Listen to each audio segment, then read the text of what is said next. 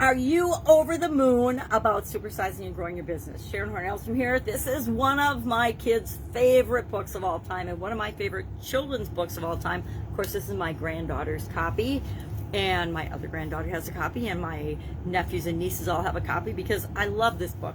It's got the cow jumping over the moon in it. But it's a great bedtime story. If you've never read it and you've got kids or grandkids, I highly recommend it. One of my favorites. So, over the moon, this idiom, this expression, what does this have to do with growing and supersizing our business? Of course, to be over the moon means to be very happy or to be delighted about something. It comes from a well-known 16th century nonsensical nursery rhyme. Hey diddle diddle, the cat and the fiddle, the cow jumped over the moon, da da da da da da da. And the dish ran away with the spoon. I forget who was delighted to see such a sight, but it was originally hi diddle diddle, and it doesn't make any sense, but it was a fun nursery rhyme that people told their kids back in the 16th century. And it was actually written down in a collection in the early 17th century, but it was of course popular for at least 100 years before it was actually documented and written down. Also, over the moon appeared in several works in England and in Ireland. It's suspected that the current use of being over the moon delighted came from Irish humorists and Irish poets, and I'm not going to go into all the details of who they were because it's not really important when it comes to building and growing our business. So my question for you is, number one, are you feeling over the moon about growing and supersizing and building your business right now? And I will admit, there have been times I've been super excited about growing and supersizing my business or a certain business that I'm involved in at a time. And there have been other times when I'm not so delighted and not so excited and not sure I even want to build and grow and supersize a business that I might be a part of. Some businesses I've actually just stopped doing, given away, shut down. Instead of even selling them, I've just discontinued doing them because I wasn't excited anymore or over the moon about the direction that particular business was going, or the business itself, the industry that it was in, etc. So what is something that you are over the moon about in your business? Or maybe a better question is, what could you be excited about? What could you be very happy about in your business right now?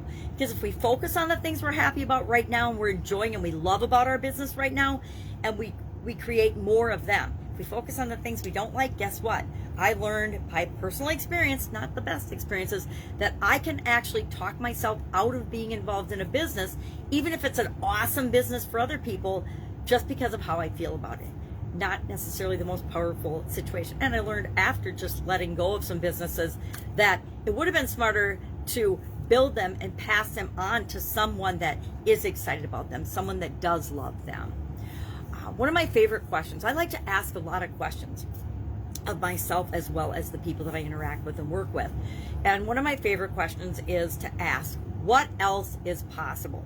And if I'm feeling a little down or negative about something, I'll ask myself, well, what else could be possible? Because a lot of times we talk ourselves into thinking that there's only a couple of options, or that we're backed up against a wall. We've got a challenge or a struggle or a COVID pandemic, and it is creating changes that we never anticipated for our businesses or for our lives.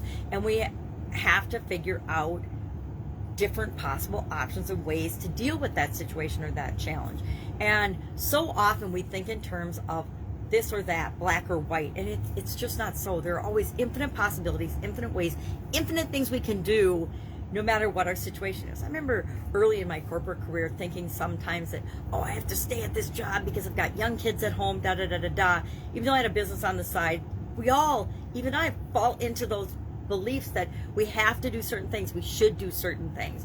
And, you know, it wasn't until I was older that I realized, yeah, I always have the choice to do something different, to make a different choice, to walk away, to focus on a different area or aspect of our business. One of the most common things that we run into is that we catch ourselves when we're first starting our business dealing with all sorts of people that aren't the right people for us to be serving. We want to serve everybody because we just want to get started and get our business going. And then I've been in this situation where I found that I had the majority of my customers were not my ideal customers. They were customers, but they weren't the kind of customers that I loved working with. And that made business hard. And as I switched over, because I gave myself permission to choose my customers to customers that I enjoyed working with, and the whole group changed over, pretty soon I was loving, and I was over the moon about my business, because I was only working with people that were people I love to work with, the people I want to help, the people I love to serve, because they want what it is that I have to offer them. So share in the comments below something in your business that you are over the moon about, that you're delighted and very happy about, and make it an awesome day. Any questions, hit me up.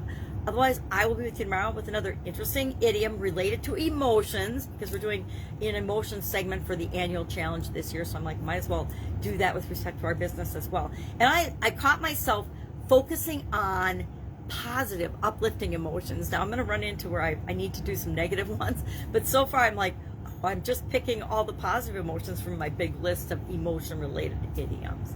So if you have one you'd like to know the meaning and the origin of and how we could tie it to our business, hit me up. Otherwise, I will pick one and be with you tomorrow.